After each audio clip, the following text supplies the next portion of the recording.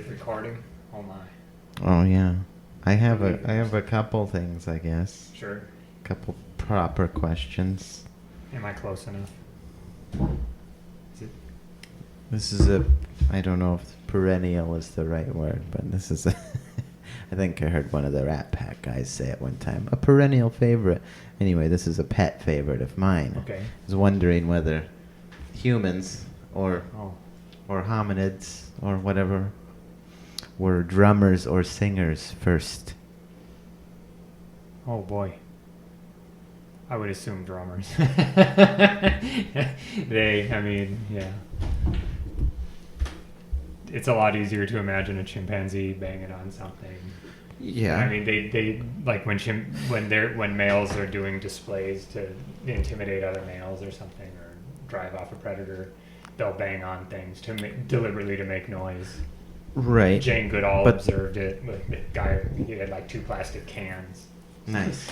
So, and I think he conquered his tribe with the plastic cans. Oh, he's got magic.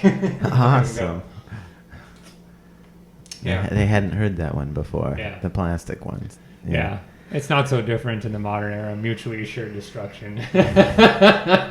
Banging missiles together, right? Yeah. Well, sure, but the problem with the question is that, I mean, Right. those same gorillas also vocalized. Yeah, they do. So the problem with the question is that you have to Yeah. define, in the same way that language Yeah. it needs a technical definition, Yeah. right? Yeah. So I think you'd have to technically define what song or intentionally rhythmic Yeah. drumming would be. Yeah. Modern humans, like what are all the B's, the B words, or the definition of maybe like the cognitive revolution we've described before: blades, beads, bones, beauty, and one other. The 5B. They're kind of this marker of. This is about 50,000 years ago, where it seems that even earlier hominid species with same size brains and stuff that there seems to be this rapid, almost instantaneous revolution in human behavior, where it's like maybe 60,000 years ago, if you encountered these proto-humans, they're proto-humans. They might not be talking yet. 50,000 years, you see beautification. They're painting their bodies to look sexy. They're making really excellent blades. They're using bone instead of stone. Whoa. And they're making beads to use probably as beautification. Would the bones be napped like the stone? I don't imagine them chipping that way. No, it's I know like the order of domestication and the timeline of that a lot better than that one. I probably should brush up on it, but they kind of all seem to happen at once. So why not before then, for literally millions of years before then, like the old Stone Age, there are primitive napped stone tools, things that are definitely not modern humans using. Our ancestors, Tool makers. yeah, the Paleolithic goes pretty far back. I mean, like, did Homo erectus had fire? I'm pretty sure they had a stone toolkit, but there were like they're called like hand axes and things that are big. You can hold them in one hand, big kind of teardrop shape, Right. 2 faces, that don't change very quickly. Like the same hand axe is being made 500,000 years later, but then 50,000 years ago, there seems to be this cognitive explosion so music, drumming, I would imagine. Came along with the beads and the other things, probably. Yeah. Though there are folks that think, well, I mean, as far as like other humans, I mean, don't some people theorize Homo erectus had language? Yeah. Also, Probably sign language, I think, because you can teach a chimpanzee sign language. Right. But their vocal cords can't do it. Right. You have the voice box is not there for the primitive hominins as well, I'm pretty sure. And the farther back Australopithecines, they had a voice box that wasn't Capable for speaking, yeah. At least not very well. Hmm. So I mean, it seems like I can't imagine any of these evolving independently from language, you know? Like by the time you're not going to have music before you have language. Right.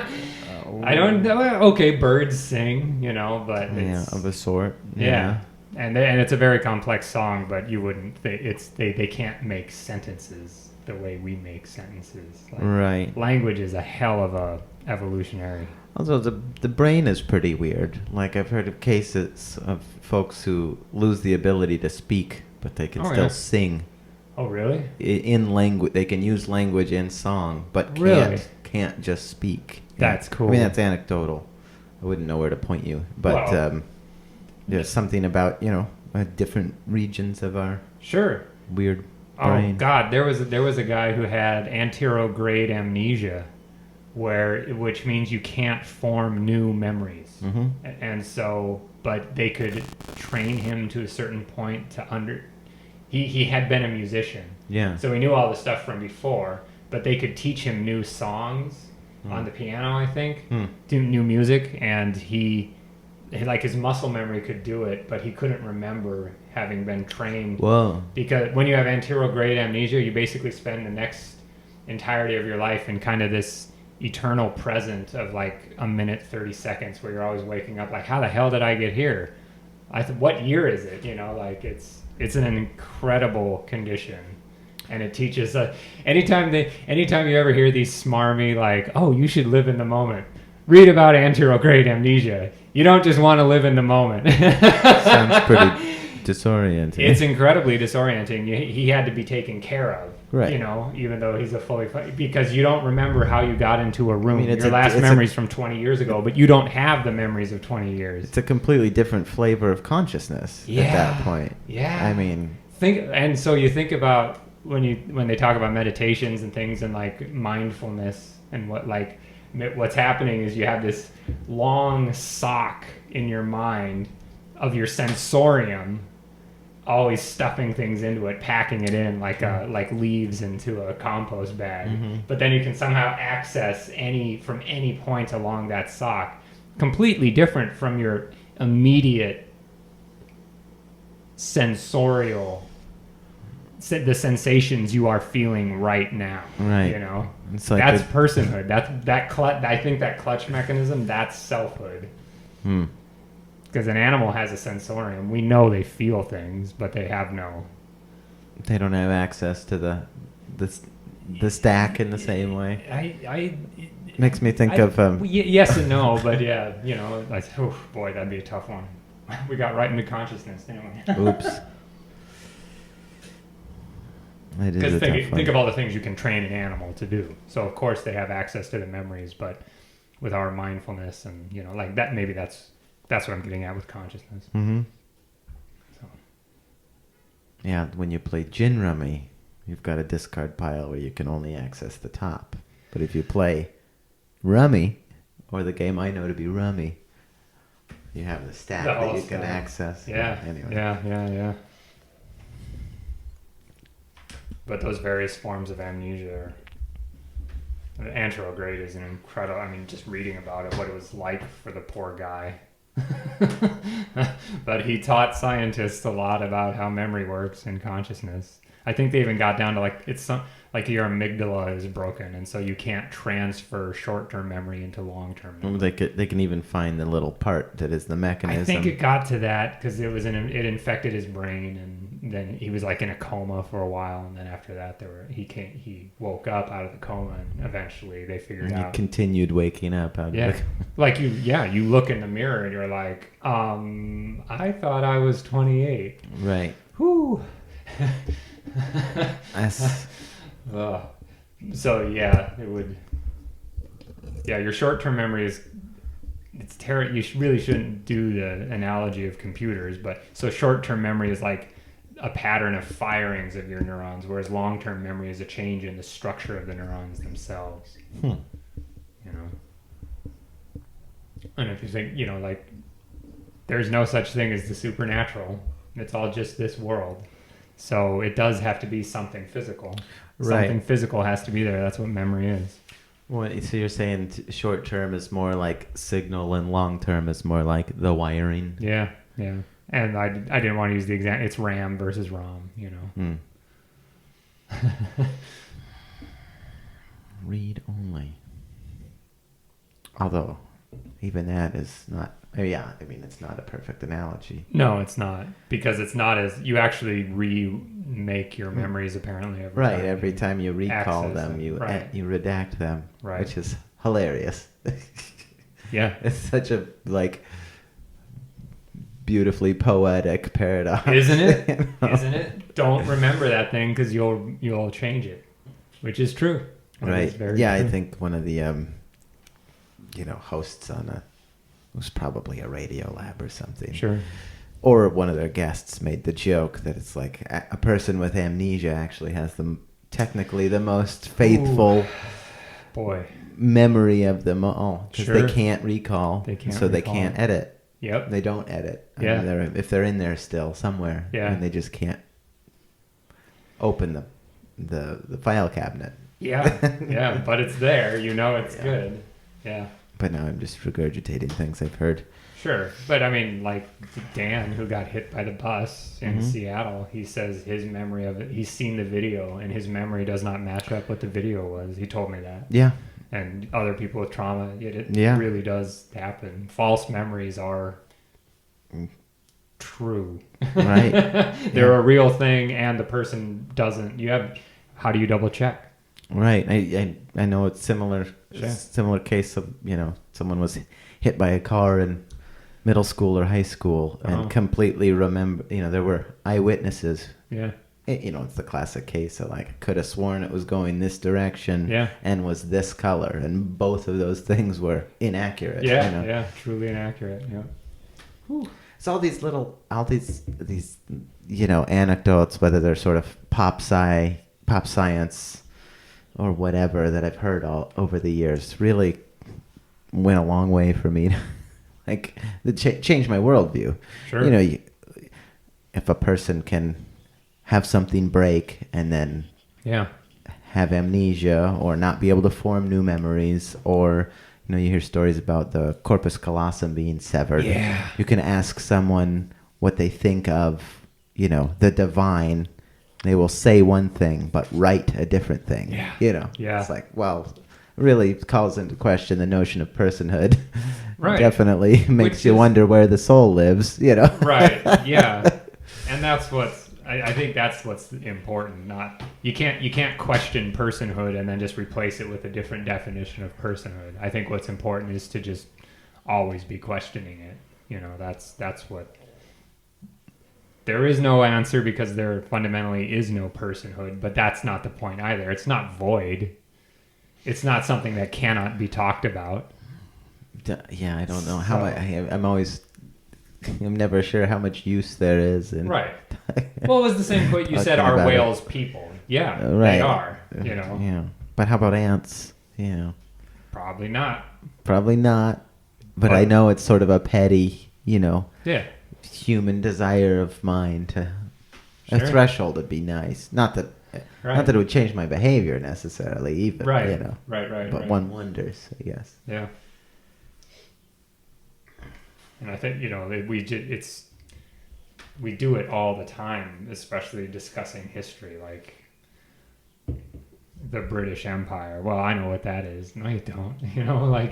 It's one thing. It's a person. It's a personhood. You're wrapping up this massive collective thing that was very different beginning to end. Mm-hmm. Arguably, it's still unraveling.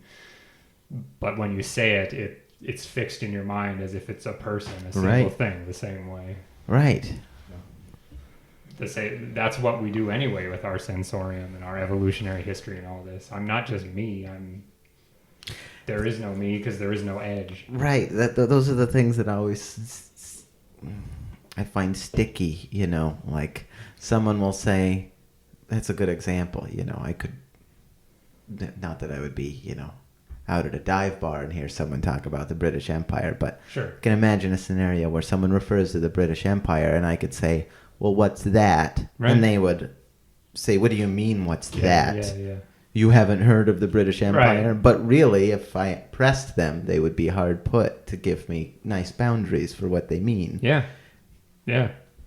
That's what, I mean, it struck me. Maybe it's too soon only on episode 6, but the ones that I've listened to, that's kind of the theme running through it, is the effort to uncouple, to try to let the known, to couple, maybe, to uncouple it from preconceived notions and renegotiate our relationship to big historical ideas like the British Empire, the Roman Empire, Assyria, and try as hard as you possibly can to let the people who were living at the time speak for themselves. But there is no self, right? But to also hold them to account as individuals, even though they were not just individuals, they were part of a collective whole that they themselves did not fully understand. Like, we will be analyzed as Americans someday, right? And we would be very offended if they didn't treat us respectfully, and so that's the effort or if when they used the word, they meant it in a different way completely than when we use the word. Yeah. The book I'm reading right now is the Baburnama, which is the journal of the guy who founded the Mughal dynasty. And right in the beginning, which ruled that we know it as one that ruled northern India, but that was only the last little bit of his life. That was the coda, in the last 10 years. He died young when he was 47, Babur. But the point the author makes, the point the translators make is, if he had known we called his empire the Mughal Empire, which translates as Mongol, he would have been very offended. He was not Mughal at all, right? By the words of the time, right? Yeah, it's the same when we talk. I was going on about the Byzantine Empire. That's just plain wrong. I found that very helpful. That's a word I've heard for a long time, course, but that's us colonizing them, right, to suit our purposes. So the effort of these talks maybe is to, what are our purposes? Are those good? And should we let the dead rest in respectful peace and not use them for our purposes? Yeah.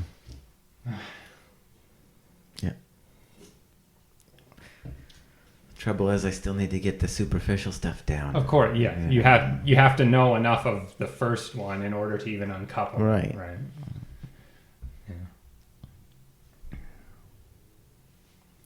So as far as music, I would imagine music and singing and drumming probably. You can clap your hands and sing. Yeah. You can tap on a log and sing along, or shake some shells or whatever. So I imagine it happened the same time around that cognitive revolution 50,000 years ago. Right. I wonder if they're, in the same way that they're linguistic anthropologists or anthropological linguists, I wonder if they're anthropological musicologists. I would hope so. Yeah. But I hope they don't make the mistake that there was an original language somewhere waiting to be found in the jungle. That's a real mistake to make. Like, the first modern humans showed up in East Africa 50,000 years ago. That's rough, and then migrated everywhere else. And when you say modern humans, you're referring to the 5 Bs. Yes. So. Yes. They made the... Again, another sort of... Yeah. So modern humans were at this point, the last of many migrations out of Africa. There were many more migrations out of Africa before them. Millions of years before them. Homo erectus evolved first in Africa, East Africa, I believe. That's where people come from. That's the human factory. And so Homo erectus spread all over Eurasia except for Australia. So there are Homo erectus fossils in Europe, in East Asia. There's Homo erectus fossils in China, not in Australia, which is important. And then in those various areas, there's Homo erectus fossils in India, right? This is like 1 million years ago. This is like 500,000, 1 million years ago. In those areas, they evolved into different lineages there. They kind of spread out quickly. So they had other branches. Yeah. Neanderthals were one of them. Ah, okay. Some Homo erectus populations evolved into Neanderthals, which were not Homo erectus. They were a lot more advanced, more robust bodies, hell of a lot bigger. They had bigger brains than us. Other Homo erectus populations, still in East Africa, evolved into modern humans. Right. And then with the 5 Bs, I always want to say the last one is butts, boobs and butts. But modern humans evolved around that 50,000 years ago, and then spread out and exterminated probably all those other Homo erectus and other hominids in Africa as well. Okay. When you There say are no- exterminated, do you mean? I mean, what it wasn't like a conscious Displaced- campaign. Of it course was- not. it's You couldn't write it down and say there's no bureaucracy. Right. The 5 Bs do not include a bureaucracy. They don't. They didn't go and say. Yeah. Let's get those erectus. Displaced. Right. And with the Neanderthals, we interbred. Apparently. Right. There's pretty good genetic evidence for that. But the point they make when they say is there are no ancient, and by ancient they mean pre 50,000 years ago, mitochondrial DNA. So like all those earlier, they were like proto-human cousins to us, moderns, were not folded into our genetic heritage, except for a few Neanderthals. Who probably Right. know. Unfortunately, we're probably rape victims. And so the last Neanderthal remains that they know of so far that they've discovered are actually in like southern Spain. These caves inside like Gibraltar, swear to God, like 30,000 years ago. So Neanderthals they were still around for a good 20, yeah, 30 more yeah. thousand years. The scale of these, it's strange. You have to stretch out the time so long that there were Neanderthals in Israel, modern day Israel, 90,000 years ago. They were almost certainly displaced by modern humans migrating up through it was before the Sahara, yeah. So it's interesting. So Homo erectus are shared common ancestor with the Neanderthals And modern human and Homo sapiens. right? But the Neanderthals, you say, have evolved after Homo erectus had migrated out of East Africa. That's correct. And then Homo the erectus- Homo erectus that stayed behind, some of them. Some of them, Or- yeah. I mean, it's maybe the wrong language to talk about evolution, but Right. all Homo sapiens evolved from the East African Homo erectus. yeah. And so then for a while there were Neanderthals, Homo erectus, and Homo sapiens all at kicking it. least, Yeah. if not a couple others. Yeah. I mean, do we have any other cousins around? Like Pre-exist- how many? Well, okay. Is the word hominid Oh or God, homin? we could get into the detail. It's hominid, homine. So the ones that are out, the We ones could just that decide human hominids are means- the big one. All hominids. I mean, there's Homo florensis, which is like some like pygmy human on the island of Flores. That I they think that's the one I recently Yeah. heard reference to. I don't know much that about it. was like someone's case for Homo erectus having language because it was Homo erectus got to an island they shouldn't have without Right. being able to build boats, and if Sure. you can build boats, you probably have language. Sure. It's my shoddy sure. understanding of the And that's narrative. a very valid hypothesis. But I think Oof, it wow. might have been that island. Yeah, that it could. I think they're still working on that story. Right. Okay, so for a very long period of time, you had Homo erectus, and so if you were a modern human with language at the time, you would know about these frightening creatures who are like people or like these spirits living up in the mountains that your great-great-grandfathers, when they settled the valley, displaced them to the mountains, and they scare the shit out of you Be boogeyman. because they have fire but they don't speak, kind of thing. And they look enough like you to be in the Creepy. uncanny valley, like, right. oh my god, this is. And so, but the real victims are the Homo erectus, who are getting killed by these, terrifying people with much more advanced weaponry, kind of thing, right? And they even had the audacity to wear beads while they did it. I mean, you feel really That bad would- for that those would Homo erectus. They were sting. probably just enough, they were cognitively advanced enough to have their families, but oh man, poor guys. And so, and Neanderthals, and probably some relict populations of Australopithecines somewhere in Africa. Australopithecus never made it out of Africa. I'm pretty sure about that. So there was for a long period of human history, there were many, many lineages and they were fairly diverse. Homo or Agaster, Homo. One way to think about the Neanderthals is they were kind of like what woolly mammoths are to elephants. No, they were a cold weather human. This is a good SAT analogy. Well, you'd be, Yeah. oh, wouldn't it be cool if there were like cold weather elephants? Yeah, we had them. They were called mammoths and mastodon. We exterminated them. And we exterminated the Neanderthals. They were tough. be They cool were if they barrel chested. were- They had yeah. bigger brains than we did. Like What did Clan they, of what the did they Cave Bear do with is their bigger reason- brains? I don't know. If they didn't get beautification and think, blades. I think Or they may have had blades. no. They had blades. Right. They I don't know if they did the beauty thing. Burial. That's the fifth beat. Oh. Burial. God. That's a big one. Yeah. Okay, wait.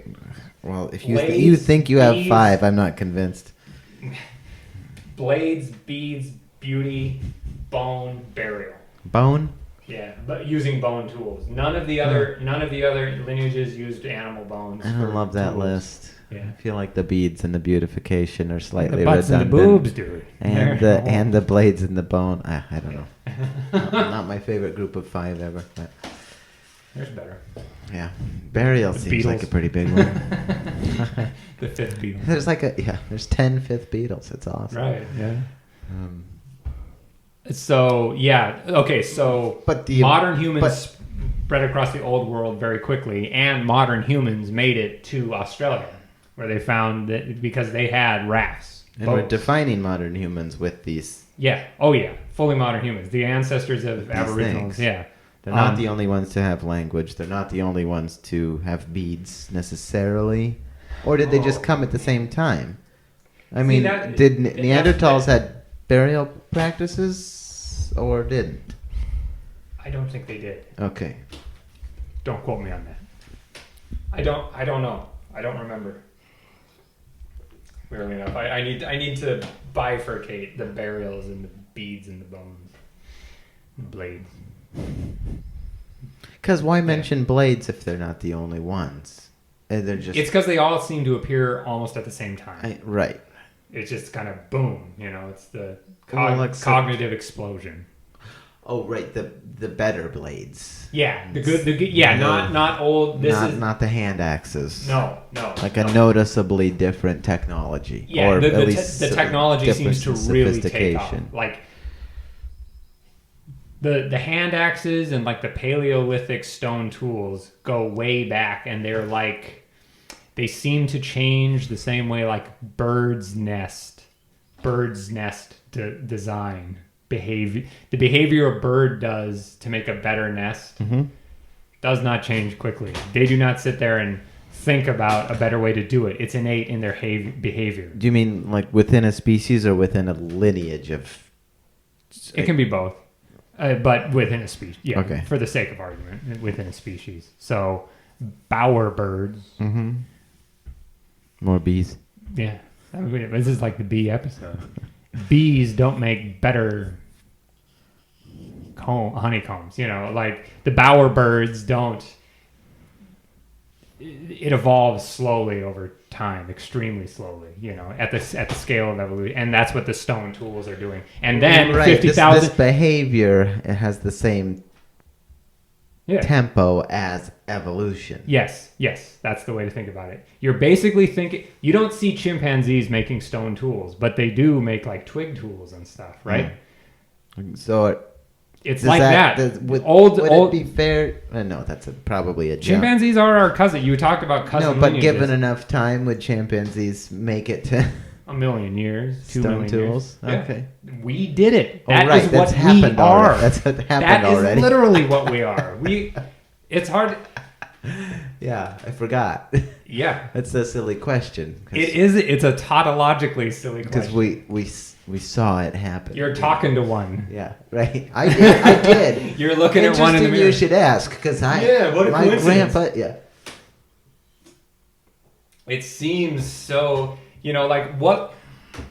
Okay, what would it take for it to go for video footage of chimps in the wild to go from being to being really fucking creepy real quick? Like if you saw a chimpanzee, if they filmed one with with drones in the forest, Right. and all of a sudden they start doing things that are really quite human, Right. like lighting a fire or like digging a hole and setting a post in it, Right. and That's then making a roof. That's a sci-fi movie moment where Yes, you get Planet of the the Apes type. sound cue. Yeah, the music starts, and you all of a when sudden the go, chimp picks up the gun and like opens the chamber. And, like, yeah, like chimps don't make stone tools on their own, but I think you can train them to do it. I mean, they can train it. They can train a chimp to smoke a cigarette. Yeah, that one's easy. You just have to give them the first one. Yeah. So yeah, people are funny that way. I'm not an animal. People, yeah. Right. It goes from being like we must save these gentle creatures to kill it with fire. Right. There's a guy who did a short story fiction where like somehow bears learned how to make fires and they just started fucking up the northern Canadian wilderness because they were setting fires on roads, and it's like these fucking bears. It's clever. It's a really good storytelling device. I'm still trying to get over that somersault, the imagined creature, because Right. in the bowerbird's case, if I'm imagining a bowerbird with an improved nest, Yeah. I'm still imagining a bowerbird. Yeah. And the improved nest was Like, a is genetic it a new mutation. species? Is That- that even the right way to think about it? It's the right question to ask, and eventually that is how new species come about. This bowerbird built a better nest. Okay. Well, now all of its descendants eventually crowd out all the other bowerbirds. So long as it doesn't to break its ankle on a... Right. This was a question I remember yeah. asking you a long time ago. It was something that occurred to me randomly. Was like the Yeah.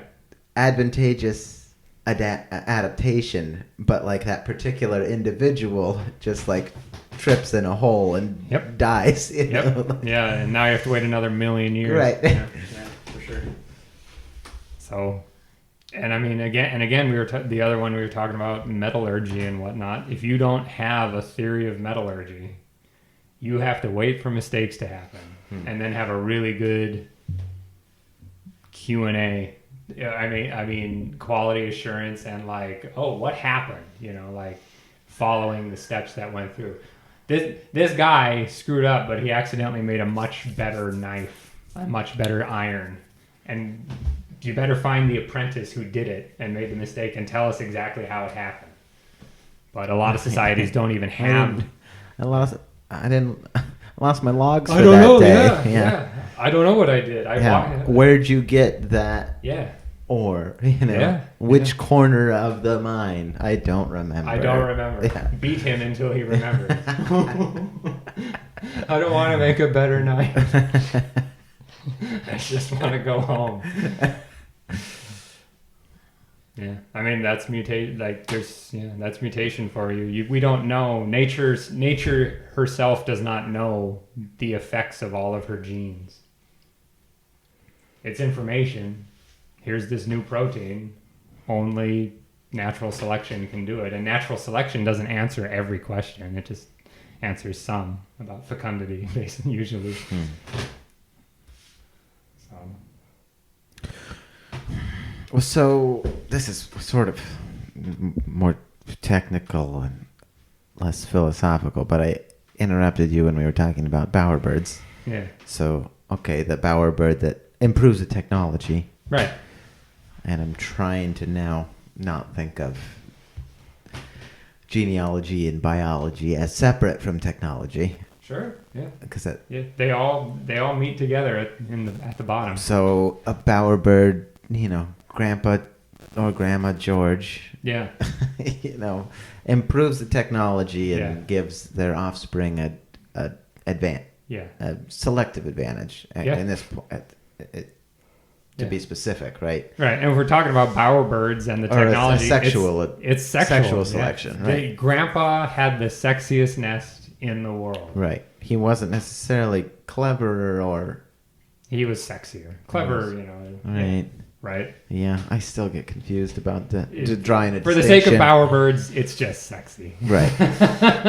That is the So mutation. is there I know that like linguists have like a rule of thumb, a language given 1,000 years will have evolved into I'm probably not They tend to go ahead. 1,000 years later it's a language that's not intelligible to its parent Mhm. or vice versa. Yes, yeah. Right. Yes. So is there sort of a standard rate at which a species Yeah. changes gradually until it's a distinguishable species? Oh God, that's Like it like does- allopatry versus sympatry. Yeah.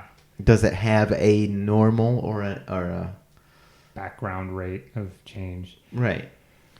Because even when you were saying technology, or what I Right. understand you were Right. saying was technology evolves at the pace that the genealogy does. Yeah, for like old. But it made me wonder, like Stone there tools. are probably you can probably point to this family and say, well, this speciation happened a lot quicker than this Yeah. speciation Yeah. over here in the history, in the biological history or the evolutionary history. Yeah.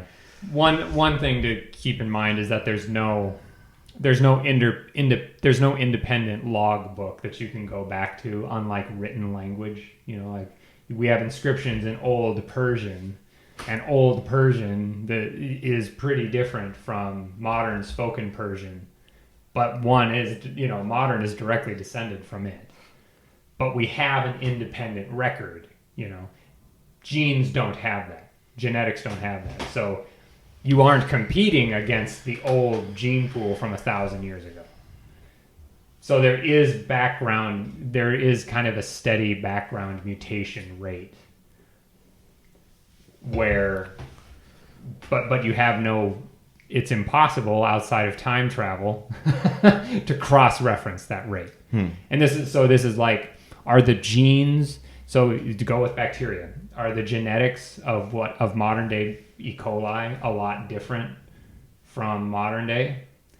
It would be very useful to go through frozen stuff like tundra and whatnot and check it out, just to see, not that E. coli is not really one thing, so to speak. Right. It's this living membrane. It is everything all at once. It's incredible.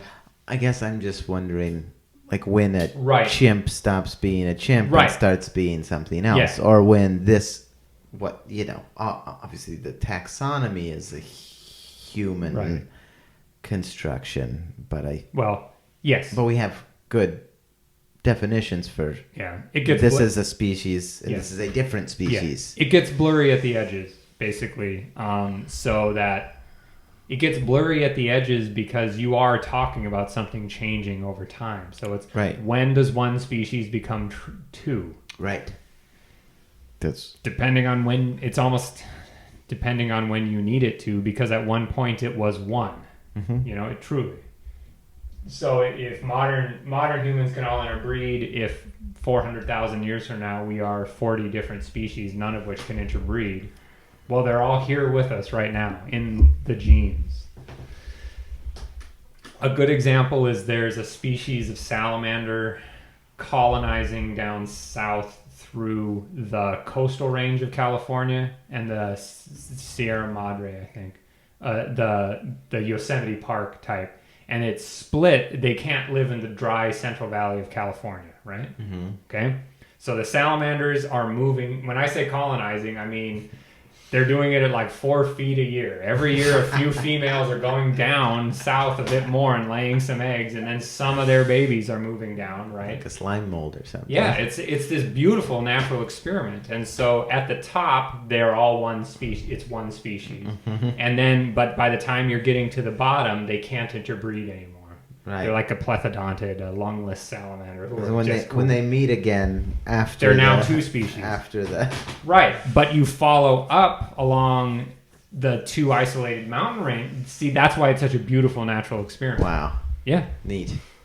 they can breed all the way back. So Up where did here up here we could still interbreed if we were we could crossing. grab them and put them in a you terrarium can together. do that. Yes. But yeah, 3,000 feet south of here, Yeah. we can't do that. yeah. So it gets blurry. Well, And because of what we're doing with the natural environment right now, with all these invasive species, that's a really beautiful natural experiment right now. Because take for example all the Pacific islands that Europeans dropped goats and rats off onto as they colonized the world.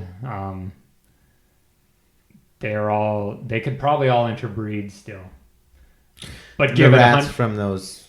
so a rat on Hawaii versus a rat on the Philippines or Right. Guam, because these ships were just, every one of these ships was a ecological catastrophe, just boom, boom, boom, boom across the fucking planet. Yeah, it's a good thing we figured that out.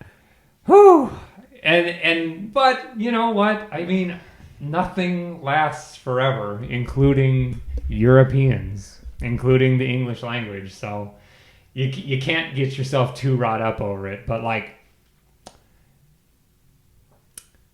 there are giant tortoises on a coral, an atoll, this incredible island in the Indian Ocean, Aldabra, the Aldabra giant tortoise.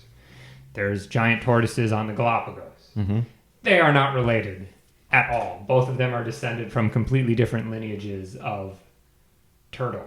Mm-hmm. Little turtle that made its way to those islands, utterly unrelated except for the fact that they're both turtles. Right there. Right.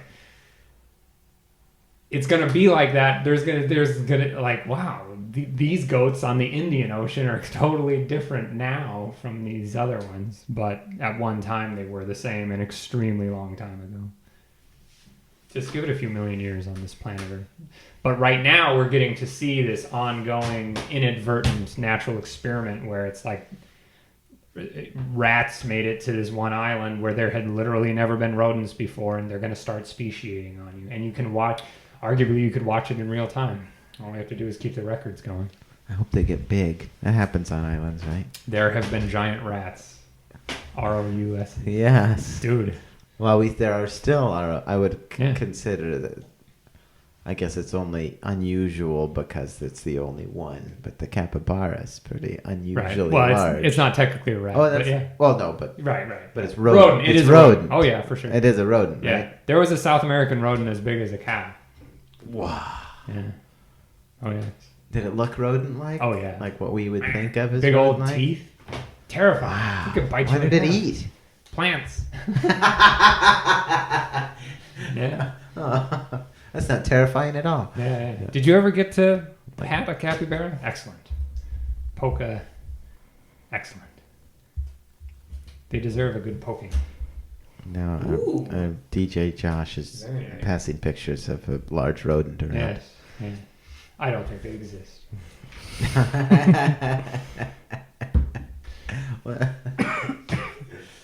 A few more steps and we'll be safe. In the Yeah, dude. what about the ROUSs? Yeah. So and it happens with like starlings right now. They were they I think they literally know to the day when they were released, because some dipshit was like, I want New York City to have all the birds that were in Shakespeare's plays. Yeah, I remember hearing about that. And he released Hilarious. them, and now they're now there's I mean you could look at one right now. They could all interbreed right now, but starlings are like a super bird. They're amazing. Give it 10,000 years, and the ones around here will probably look very different from the ones in Central Park. Yeah, interesting. They have to interbreed all the way back. You used to be a single-celled organism. Your DNA did. Literally. This is literally true. It has to be. Otherwise, the world is just magic and therefore meaningless. Well, one way or the other. Yeah. Literally amphibians. We used to, like be underwater with gills. If that's not true, your DNA has no continuity. Who's we? Who's we? Exactly. What is self? It's, Right. Yeah. But again, it seems to be a favorite word of mine in these conversations. But plants and but animals. it's another tautology almost. Like I remember asking. Yeah. I probably mentioned this on one of the other ones because we were probably talking about China before. But yeah. I was in a class, and it was a continuity question. Well, if this is a barbarian invading dynasty, why is it listed? I don't know. To me, I guess it's related to the same question. The continuity. Continuity. So I can get a picture of the tree. Yeah. The evolutionary tree of China. Or us. Right. And which is worth doing. And can go all the way back. Yep. To, well, I don't know if the first thing has a name. That's something I wondered about in the past. What's the first species? Does the thing that does the molecule that copied itself the first time, so natural selection could act upon it, have a species name in our taxonomy? Yeah. No, and even if it wasn't the only one, that doesn't matter. Like it could branch all the way down into a tree and then kind of reverse branch in the other direction, especially the earlier you get. Richard Dawkins in The Selfish Gene, I think the first chapter is just imagine something called the replicator. Right. And it's just a molecule that makes copies of itself, and that's all you need. That is the tiniest ratchet of evolution, but that's the beginning of all of it. Because every once in a while it makes a mistake. Yep. And it doesn't matter if there were 20 different replicators on 20 different little islands, all completely separate thermodynamic miracles, okay? And of those 25 actually made it and then merged into one. Or do you see it gets mushy, but we only need it to be a single event because of that's a mental trap. That's just something we need to tell. A story must have a beginning. Right. A story, it can just emerge out of this soup many different times over a long period of time, and then nature itself goes, no, I need to put walls around this so I don't lose any of these lineages. And the only ones that make it to this point are the ones that do put walls around it so they don't just become unreplicators again. Life evolves out of non-living physical phenomenon. It's the principle that matters, and it never loses the principle. It just folds in and in and in upon itself. It's like you don't need, like even if you had one original molecule back 3.5 billion years ago, you have a time machine, and there's a Star Trek episode. The end of TNG is about that. There's time travel. Q shows up. It's awesome. He takes Picard back to the origin of life on Earth because of the time travel paradox. It's pretty great. It's a good one. Dude, I have a vague image of them like sitting on a tiny little rock, and and there's like a tide pool, and the big thing, the paradox that he's made is now this enormous like galaxy devouring sphere in the sky that makes things go back in time, and so it reverses the origin of life. Interesting concept, but that's not the point. Like if one tide pool didn't do it, another one would have 20 million years later. Right. And what's 20 million years? No one's waiting on it. No one's waiting on it. But no one's patience is being tested. No one's patience is being, and it's just, so the ratchet that evolution can work on, it only turns in one direction, but that's all it needs. But that ratchet can arise on any planet. Right. It could arise on any moon. It could arise. It could It's the arise deep in the replicator, Earth's right? crust. Yeah, the replicator. Yeah. Yeah, yeah. And that's what we are. I mean, it's, That's why we well, fear death. The ratchet put the fear in you. well, the replicator didn't fear death. Right. The replicator just Evolved a creatures that replicator's did. gonna replicate. You Yeah, know? yeah. I had a very stupid roommate in college who told me that God had to have made life because evolution defies the laws of thermodynamics, which is hilarious. Which means he didn't understand life and he didn't understand thermodynamics. How can something that follows entropy and decay create things of greater and greater complexity? On the surface, it seems Right. that is the argument for intelligent design. That's a superficially intuitive. Yeah, argument. it seems intuitive. How can you get more new information in the world if thermodynamics is always breaking things apart and making it do it? Right. And the solution is so goddamn simple that freshmen in college or well before can get the answer in one lecture. Like, this is how. The same reason you can charge up a battery. Right. Putting the same way you can lift a rock. Exactly. Farther. Literally, yeah. That's potential energy, right? That's potential energy. Yeah. You did not reverse thermodynamics by lifting a rock. Right. You did. The god of gravity or thermodynamics, neither of them are offended. Yeah. When I lift a rock. Right. Yeah. You did increase the entropy of the universe when you lifted that rock. You did. You increased the amount of disorder in the universe when you lifted that rock. Even though I Bloop. increased the rock's potential energy. Yes, you did, at the expense of the environment. And that's the lesson. Dang. And that's the lesson. And every fucking person who's into intelligent design, they always make the same argument, and they just don't get it. Look at me. I'm defying the universe itself. I'm defying entropy. That is the bedrock that all intelligent design arguments are based on, and it's a joke. Like a sixth grader can understand it. Like, if the universe is always in a state of permanent decay, how can I charge up a battery? How could I charge up a capacitor? Right. How could I make a birdhouse? Yep. That defies entropy. It defies entropy. That time I cut down It was a tree more and made disordered, and now it's ordered. How could I make a clay cup? How could I make a pile of sand? It was flat and therefore more disordered.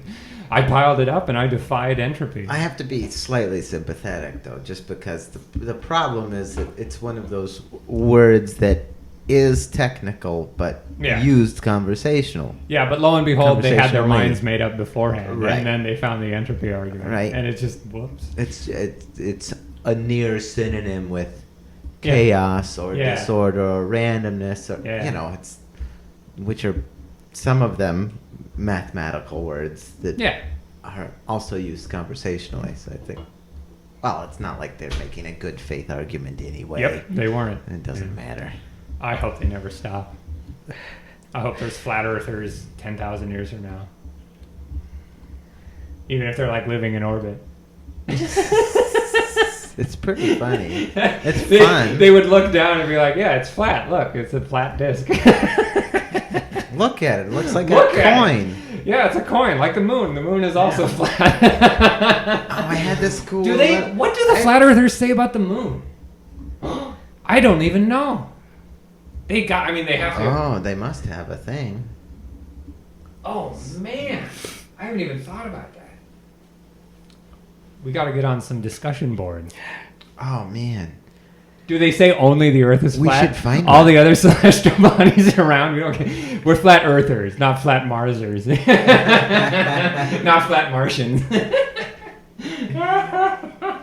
I mean, that'd be not That'd be too rude. much of a stretch from Right. geocentrism, right? Yeah. If the Earth is exceptional, it can be exceptional in any way you want it to be. Yeah, exactly. Yeah.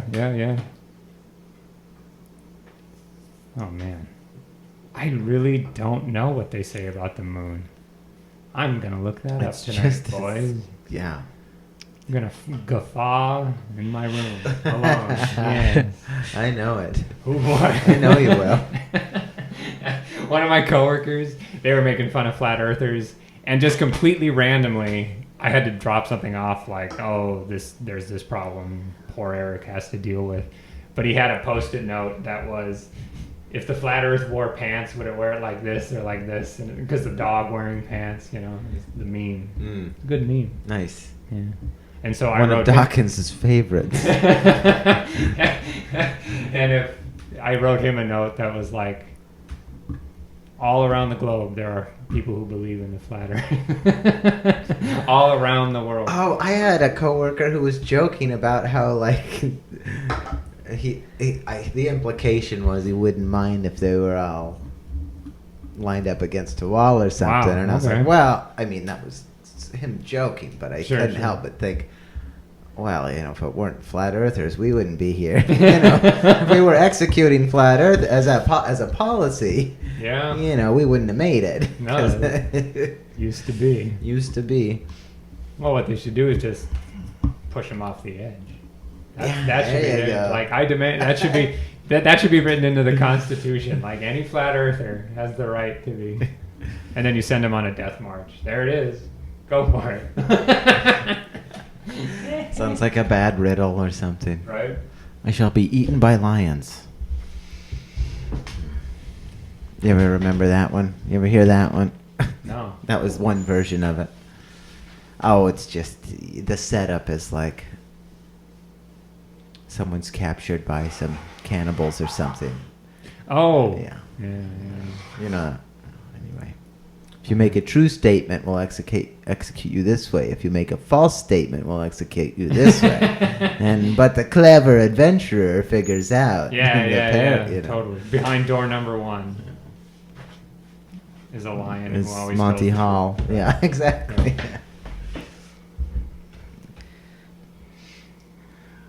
Yeah, so it seems. So if you think of the human brain is pretty problematic because Yours, maybe. it can make nature kind of had to make it and then let it go, in the sense that, or maybe nature made it and then lost control of it, even though that is impossible. That's impossible. But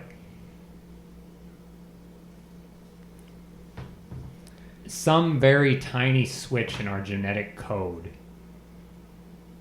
gave the neurons in our brain the ability to very rapidly adapt and change to the world. It's like a nanotechnology. It's like some sort of glove of nano metallic technology that can sit there and just grab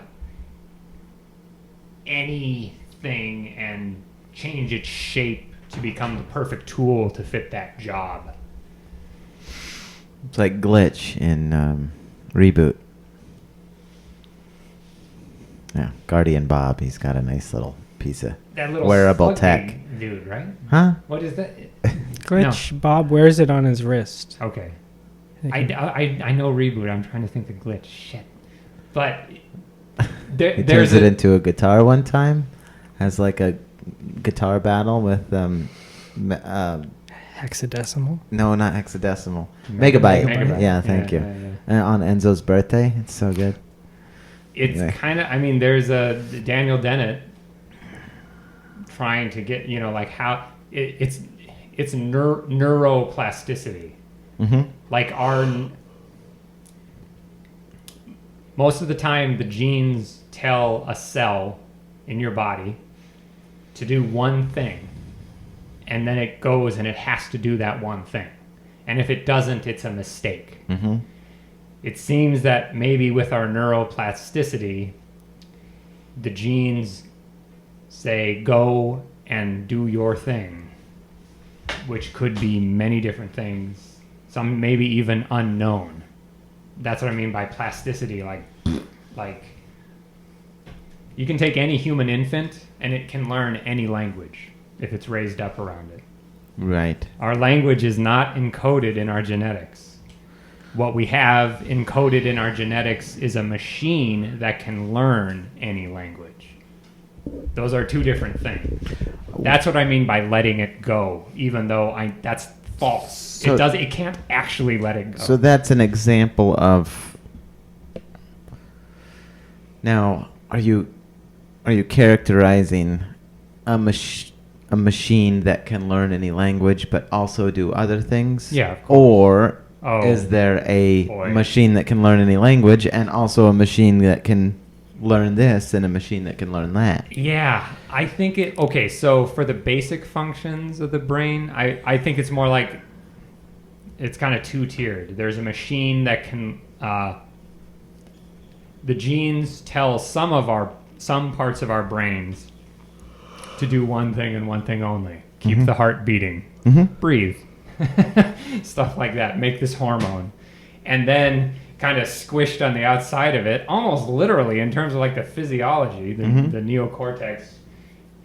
On top of that is another machine that's basically like go and learn language, any language, or learn how to juggle, or learn how to flint nap. I mean, here you go. Is juggling and flint napping an actual? Is that in the purview of language? Yeah, I don't Music. I don't think any mathematics is a form of language. Music is a form of language, right? Yeah. So maybe almost everything we do that is human and not an autonomic nervous system function. Breathing is not human, but flint napping is human. So I don't know. I don't claim to know. I'm just speculating at this point. But do you understand anything consciously that you don't understand in terms of language? That's an interesting. I mean, it's not exactly a thought problem, but it's I interesting learned science, but it's all language. Well, have so you're words for conflating things and consciousness and language, Whoop. which I believe like that. I don't know much about linguistics, but I have I have a sneaking suspicion that those are two sides of a line in the sand. Maybe. Say that again? You didn't say consciousness requires language, but you bundled them together. I don't know if you asked if you took a sampling, if you gave a survey to a sampling of linguists of a certain caliber or title or whatever. Yeah. And is that settled law yet? No. Oh man. Does consciousness require language? For instance. Yeah. Well, I mean, the easy way out is to say we don't know what consciousness is. Right, you have to define both as part of the problem, and they're both kind of slippery. Right. So, well, I guess saying music is slippery and saying... If I said music is language, people would know what I meant until I had to define it. I've never liked that one myself, but... Okay. But I guess we've all been in a situation where we're learning a new thing, especially with vocabulary. What is this? Okay, this is aluminum. And then you have to have all these other words that describe what the aluminum is. Mm-hmm. And then other words and other words until you've built a new language. And that's where your understanding is what it's built upon. Right, I don't mind that. Sorry, this is stuck in my head, but I don't mind it the one direction. Maybe music requires language, but people calling music a language. Okay, sure. It's like calling juggling a language. Right. Well, you might want to say you need language before you juggle or before you math. Yeah. Be better. Yeah. But math isn't a language in the way we usually... You don't use it to express yourself. No. But you might... The same tools that... You use it to express things. Yeah. I mean, they do call them expressions, but... Yep. And that's what I like. maybe among a few people 50,000 years ago, maybe it was one person, maybe it was one woman or whatever, one man, and they gave their mom hell giving, because they had a much bigger brain coming out, but they made it out, and it was a mutation that gave that elasticity itself to the learning machine. The learning machine. Nature built a machine that can learn things.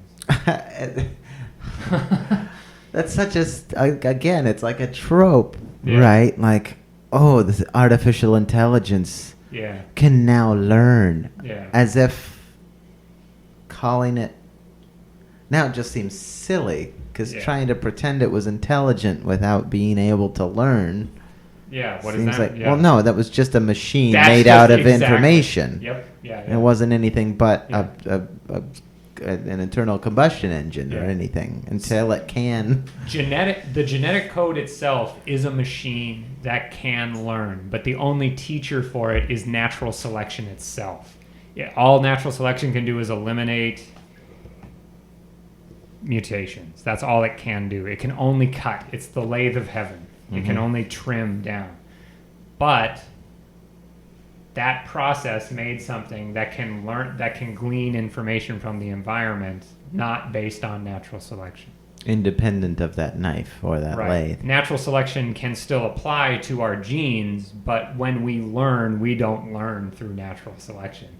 You don't get this list of 70 ideas and then just wait for the painful ones to get deleted from your mind somehow. But again, there is, in a certain sense, I always make the point that in the sense that everything is a drug, it's not hard to imagine. It's not hard to imagine a human being. Maybe it's probably happened dozens of times where, at a certain age, their endorphin system just starts flooding their body with endorphins, which would make them basically an opium addict, and they just die. And then natural selection has done its thing. Everything feels good. Nothing feels bad, no matter what. Stick your hand in the fire. Right. So.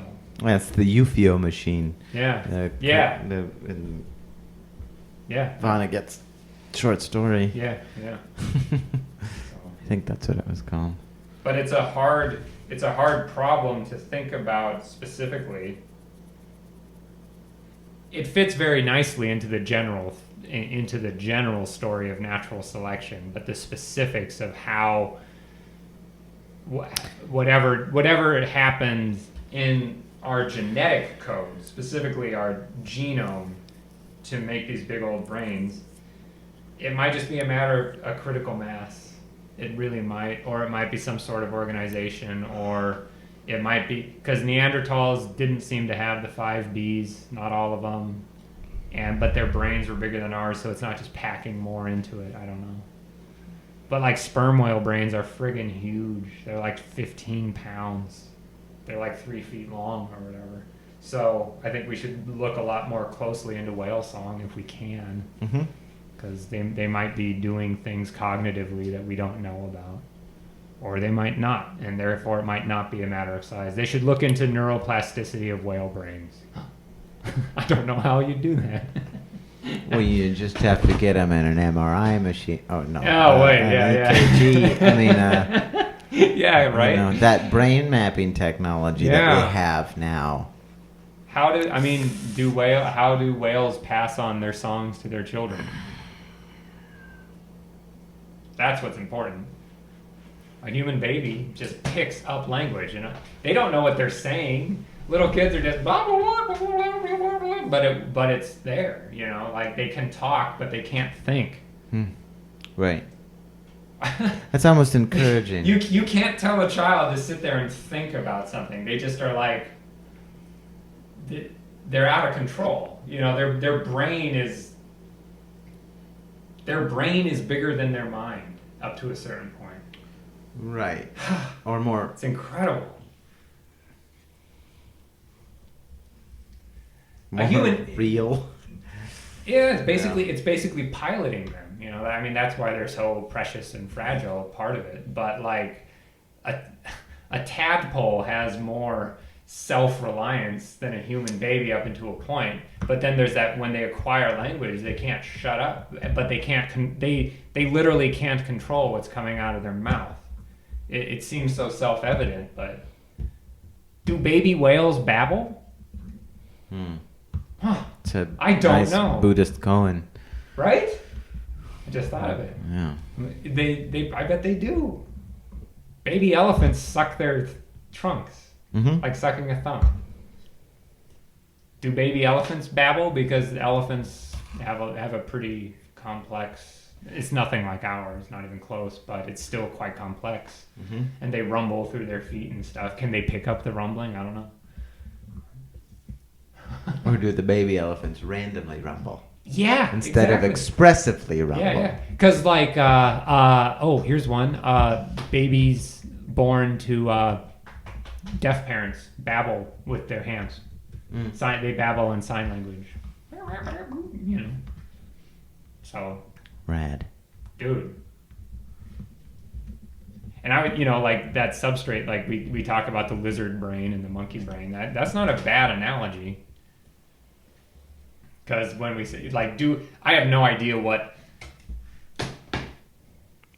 Speaking of like language acquired information versus sensorium, I couldn't explain anger to you because I experience it in my sensorium when I do, for like the real basic instincts, like describe pain, at a certain point it gets almost below words because it's a direct part of your sensorium. I could describe aluminum all day to you, but I don't know what it is. I could put it on a chart, a periodic table. I could talk about it all day. It's acquired knowledge existing in the realm of language, whereas a lot of aspects of our sensorium, what is the color red? Describe red. Or you can find, you get trapped in just using other words for red. But I'm not falling into the qualia trap where they say, well, there's an intrinsicness to everything. There's a redness to everything. Sure. Or things that are red are borrowing from or lenses to an intrinsic. Right. Yeah. Or like platonic red. Right, exactly. Yeah. Which is qualia. That's the philosophical term. And that is a terrible linguistic trap. It's trying to take something that's fundamentally part of our sensorium and pulling it into the language world. Well, there must be something to it. Daniel Dennett again does a really good job destroying that philosophically. He uses language to destroy this linguistic trap very effectively in an essay called Quining Qualia, which I think it's an excellent read. You got to read it more than once to really get to it. It gets down fundamentally even to like what is information? How can new information come into a universe, a closed universe where everything is accounted for thermodynamically? It can, and it does all the time. I feel sometimes like I need to be a mathematician to. He doesn't use math for that. I mean, when I think of information or the alternative, right? Which I tread lightly because I know I'll say chaotic when I mean random or random when I mean chaotic on accident. Yeah. But there's two. I mean, I've said this before, but like there's two really really fundamental different things in the universe. Let's say there's a negative electric charge from an electron, right? That negative electric charge in some form or another has existed since the beginning of the universe. Mm-hmm. It's a part of the universe and it cannot be deleted without changing the entire damn thing. Mm-hmm. It goes back to the Big Bang. Even though near the Big Bang it was not an electron because the universe itself was only slightly bigger than an electron, but it was there. That information cannot be deleted. Whoa. That's entropy. I just had to think about a point of infinite density, but that had variable density within itself. That's how they tried. That is literally how they try to explain why the universe isn't uniform. It Right. comes down. It- They're like, it has to be. well, when the universe There has was the to be size of a quantum entity, there were quantum fluctuations. Right. Holy there fuck! there had to be an original you know. Yeah. They look out at like the background microwave radiation or whatever it is, deep or radio wave information, and they say we might be seeing an artifact from a quantum fluctuation when the universe was smaller than an electron or something. Like what? It doesn't. The universe has no size. It does not have a size. But so that's the thermodynamic, the countdown. You know, like Sure. But on top of the point, that's the wheel of counting down. That's entropy. The universe, everything is a part of everything else, going back to some point at the beginning, right? I cannot, with any force within nature, get rid of that electric charge. I can't. It can't be done. or it's Matter and energy cannot be created or destroyed. cause, or it's Yeah. the cause of its cause of its cause. Exactly. Yes. Or what that electric charge will turn into. Exactly. Either. Yeah, give it a which few it'll- trillion years and it'll be something not like an electric charge. 'Cause Right. yeah. It might turn into, I don't know, Yeah. motion. Sure. Do Right, whatever that's- whatever we you have want. things that do that already, right? Yeah. We have For the sake of argument. we have That- electric motors that. That's the wheel. That's the thermodynamic wheel clicking, driving down into the eventual heat death of the universe when all things are, I assume, uniform again. But in Uniform again. while that But- while that wheel is turning, it drives a different kind of information, which is evolutionary information. Evolutionary information like DNA or a cassette tape, the magnetic strips on a cassette tape, or a VHS tape, or digital information, that can be destroyed. You can lose it because it doesn't. It's a pattern within the universe. It's not a part of the universe. But how is it? And those are the How is it different from not a cassette tape? because How is it different from? How is this cassette tape different in nature from the same And- material arranged in a different way? because it requires translation. That's why. It doesn't acquire meaning until it's translated by its translator. So if I had all the cassette tapes in the world in one room, and I had all the cassette tape players in another, and I deleted the cassette tape players, all of them. Mm-hmm. I had a magic glove that I snapped my fingers like Thanos, okay? Then you have no mechanism of reading the cassette player.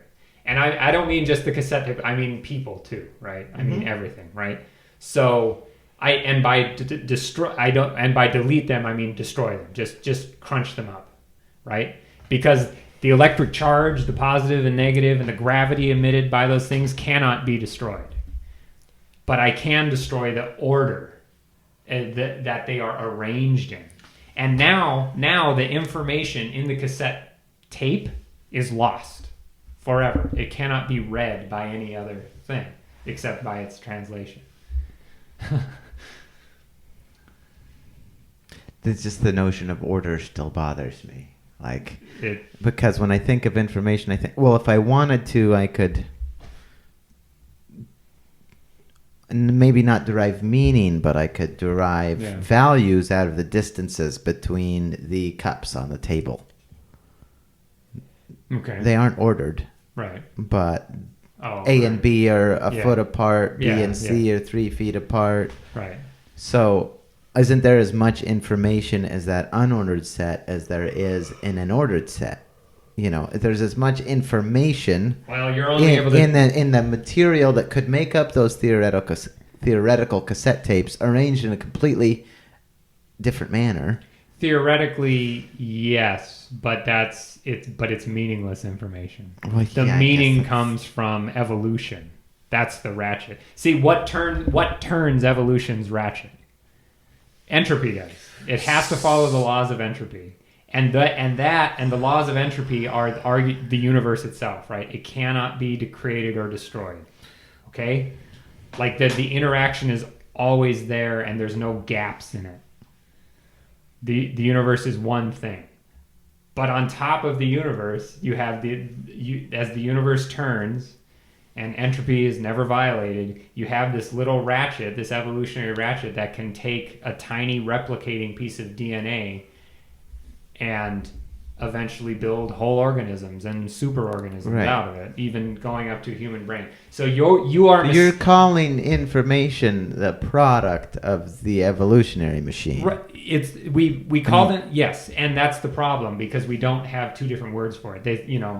Physicists are always going, information cannot be created or destroyed. And when they say information, they mean like a proton interacting with an electron. That's what they mean. And they're correct about that. Mm-hmm. When an evolutionist, a biologist says information, they mean something different. It's a different phenomenon, truly. So you would say to me it sounds like you're defining information as the consequence of evolution. So anything evolution does, you would call information. Anything evolution does. Any product of the process of selective forces. Man, that's so good. Okay, so the way the second wheel clicks on top of it, not the entropy one, not the big universe wheel itself. Yeah, the small wheel. The only time it clicks, the only time new real information comes into being is natural selection. Mm-hmm. Right? So they make a point that there's plenty of things that organisms do and have that natural selection has not acted upon. And in architecture, the term for that is a spandrel. Right. Right? Where it's just like you have one arch and then another arch. Both of them exist for a purpose. They have information, evolutionary information. Natural selection acted upon them. But there's also a gap in between them. And that gap tends to take a certain shape. Mm-hmm. And it's very important to realize that natural selection has not acted upon that gap, and there is no information in it. There is nothing to discern. Right. It is an artifact of two other things, or three other things, or an infinite set, It's a negative space between... It's a negative space in evolution. Right. It is a negative space between two naturally selected traits. You can discover many, many things about naturally selected pieces of information. There is, by definition, nothing to discover about a spandrel. So you have to parse them. And it gets tricky. Things go wrong all the time. Why did it go wrong? There's literally no reason to discover. It's because it was supposed to be this way, but it was a mistake. The clicking on that ratchet did not turn then. It's just something that our minds can perceive, but there's no actual information beneath the surface. We're just beginning to look into this stuff, especially at the level of genetic code. There's a lot of noise at the level of genetic code. It's like... It reminded me of something I heard of, but I think I'll have to look through my notes for another time. Sure. There's one that's called transposons, which is coded. It's coded for in DNA, but it seems to be noise. I have no idea. That might be the thing. Yeah. That you reminded me of, probably because I heard about it from you. Yeah. Cut it? Hour and 24 minutes. Fair enough.